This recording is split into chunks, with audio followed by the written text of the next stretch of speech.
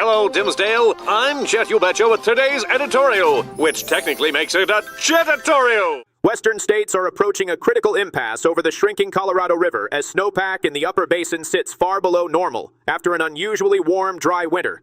Key reservoirs are at roughly 26% and one-third capacity, respectively, threatening water supplies and hydropower for millions. Under the 1922 Colorado River Compact, upper and lower basin states split allocations, but declining flows have intensified disputes over mandatory cuts. Lower basin states seek shared reductions, while upper basin leaders argue climate change and historic usage patterns complicate new obligations. With federal deadlines looming and no agreement in sight, experts warn litigation is increasingly likely as states prepare for potential shortages this summer. A heartbreaking news.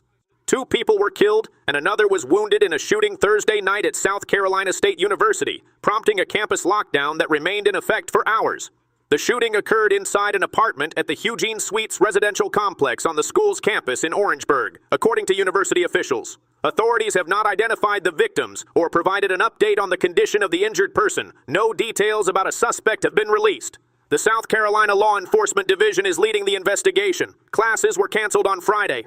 In another update, a new report by the Clean Label Project found samples of popular dog foods contained elevated levels of heavy metals, plastic-related chemicals, and acrylamide, a compound formed during high-heat cooking and considered a likely carcinogen.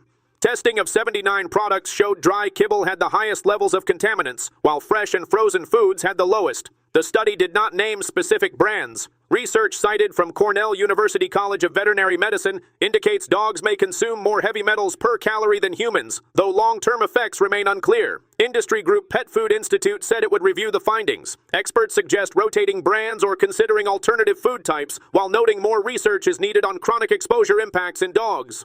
In other developments, zero and low alcohol drinks are gaining ground in France as changing social habits reshape a country long associated with wine culture. At the Wine Paris trade show, producers showcased alcohol-free wines and spirits alongside traditional offerings targeting consumers, especially young adults, who are more mindful of alcohol's health effects. National alcohol consumption has fallen sharply over the past 50 years, prompting government efforts to reduce surplus wine production. While beer sales have declined for companies like Heineken, demand for no/low beverages is rising in multiple markets, suggesting the trend reflects broader lifestyle changes rather than a passing fad. From all of us here, stay classy, Dimsdale.